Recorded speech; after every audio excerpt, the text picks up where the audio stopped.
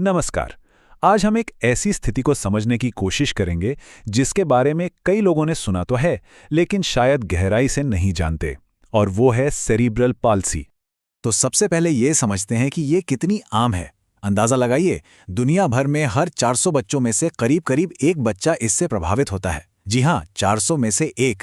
और यही वजह है कि इसे बचपन में होने वाली सबसे आम मोटर यानी कि शरीर की गति से जुड़ी विकलांगताओं में गिना जाता है। तो सवाल उठता है, आखिर ये है क्या? देखिए, इसका जो नाम है ना, सेरेब्रल पाल्सी, वो खुद ही हमें एक बड़ा क्लू देता है।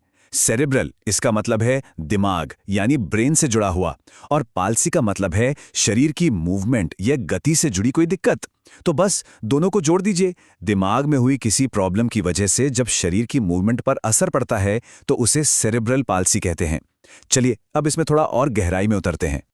तो चलिए सबसे पहले इसकी एक साफ और सीधी परिभाषा देखते हैं। देखिए, एक बहुत बड़ी गलतफहमी ये है कि सेरिब्रल पैल्सी कोई एक अकेली बीमारी है। ऐसा नहीं है। इसे आप बीमारियों का एक ग्रुप, एक समूह समझिए। ये सब न्यूरोलॉजिकल डिसऑर्डर हैं। और ये होते क्यों हैं? ये तब होते हैं जब एक बच्चे का दिमाग, जो अभी बनी रहा है, बहुत नाजुक स्टेज में है, उस वक्त उसे किसी तरह का डैमेज या चोट पहुंच जाती है। अब जो बात मैं बताने जा रहा हूं वो बहुत बहुत ही जरूरी है। सेरेब्रल पाल्सी एक नॉन प्रोग्रेसिव कंडीशन है। मतलब ये कि दिमाग को जो नुकसान एक बार हो गया वो समय के साथ और खराब नहीं होता। ये बहुत बड़ी बात है। हाँ, ये हो सकता है कि उम्र के साथ उस नुकसान के जो लक्षण हैं वो बदले, पर दिमाग की जो असली चोट है वो बढ़ती नहीं है। तो ठीक है, अगर चोट बढ़ती नहीं तो फिर इसके लक्षण दिखते कैसे हैं? ये कितने तरह का हो सकता है? आइए अब इस पर बात करते हैं। एक बात हमें हमेशा याद रखनी चाहिए, सेरेब्रल पाल्सी हर इंसान में बिल्कुल अलग तरीके से असर करता है। मतलब किसी को बहुत हल्का सा असर हो सकता है और किसी दूसरे को बहुत ज्यादा। कोई भी दो केस बिल्कुल एक जैसे नहीं होते। हर किसी की कहानी अलग है। लेकिन हाँ, कुछ कॉमन शुरुआती लक्षण जरूर हैं जिनसे इसका अंदाजा लगाया जा सकता है। जैसे मसल्स या तो बहुत ज्यादा टाइट, अकड़ी हुई महसूस होती हैं, या फिर बिल्कुल ढीली, फ्लॉपी सी। कई बार बच्चे अपने डेवलपमेंटल माइलस्टोन्स, मतलब जो बैठने, घुटनों के बल चलने जैसी चीजें हैं, उनमें देर करते हैं। और कभी-कभी बॉडी में कोऑर्डिनेशन की कमी होती है, जिसे अटैक्सिया भी कहते हैं। अच्छा, इन लक्षणों को और अच्छे से समझने के लिए ना, डॉक्टर्स ने सेरेब्रल पैल्सी को मोटे तौर पर 4 टाइप में बांटा है। ये टाइप्स इस पर डिपेंड करते हैं कि मूवमेंट में किस तरह की प्रॉब्लम आ रही है। जैसे स्पैस्टिक में मसल्स अकड़ जाती हैं तो अटैक्सिक में बैलेंस बिगड़ जाता है। और हाँ, ये भी जान लीजिए कि कई लोगों में एक से ज्यादा टाइप का मिक्सचर भी होता है। क्योंकि सारी प्रॉब्लम्स की जड़ दिमाग में है, तो इसका असर सिर्फ हाथ पैर की मूवमेंट तक ही सीमित नहीं रहता।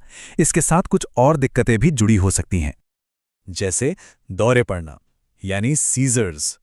कुछ लोगों को सीखने समझने में भी मुश्किल हो सकती है, जिसे इंटेलेक्चुअल डिसेबिलिटी कहते हैं। या फिर ब्लैडर कंट्रोल जैसी समस्याएं भी हो सकती हैं। तो अभी तक हमने ये समझा कि सेरेब्रल पाल्सी क्या है।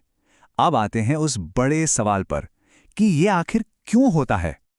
और सच कहूं तो यहीं पर मामला थोड़ा सा उलझ जाता है, क्योंकि ज्यादातर केसेस में कोई एक वजह, एक सटीक कारण बता पाना लगभग नामुमकिन सा होता है।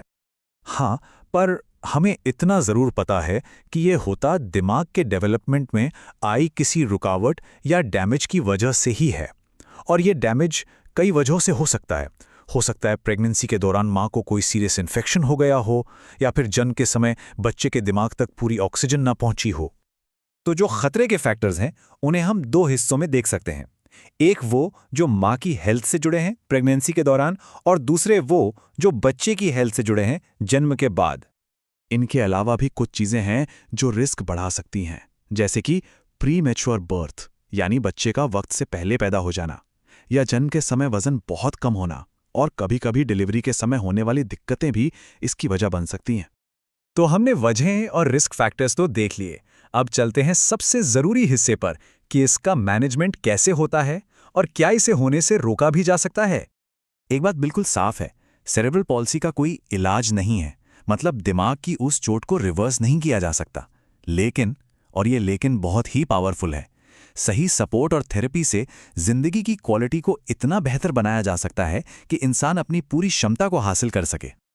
तो मैनेजमेंट का पूरा फोकस होता है इंडिपेंडेंस बढ़ाने पर, मतलब इंसान को ज़्यादा से ज़्यादा आत्मनिर्भर बनाने पर। इसके लिए फिजिकल थेरेपी है, स्पीच थेरेपी है, ज़रूरत पड़ने पर मसल्स की अकड़ कम करने के लिए दवाएं और कभी-कभी फिजिकल प्रॉब्लम को ठीक करने के लिए सर्जरी का सहारा भी लिया जाता है। अच्छा, मैनेजमेंट तो ठीक है, पर क्या इसे रोका जा सकता है? देखिए, हर केस को तो नहीं रोका जा सकता, ये सच है, लेकिन हाँ, जो रिस्क फैक्टर्स हमने पहले देखे थे, उनमें से कुछ को कंट्रोल करके खतरे को कम जरूर किया जा सकता है। खास तौर पे प्रेगनेंसी के दौरान कुछ सावधानियां बहुत मदद कर सकती हैं, जैसे प्रेगनेंसी से पहले ही रुबेला जैसे ज़रूरी टीके लगे हों, ये पक्का करना।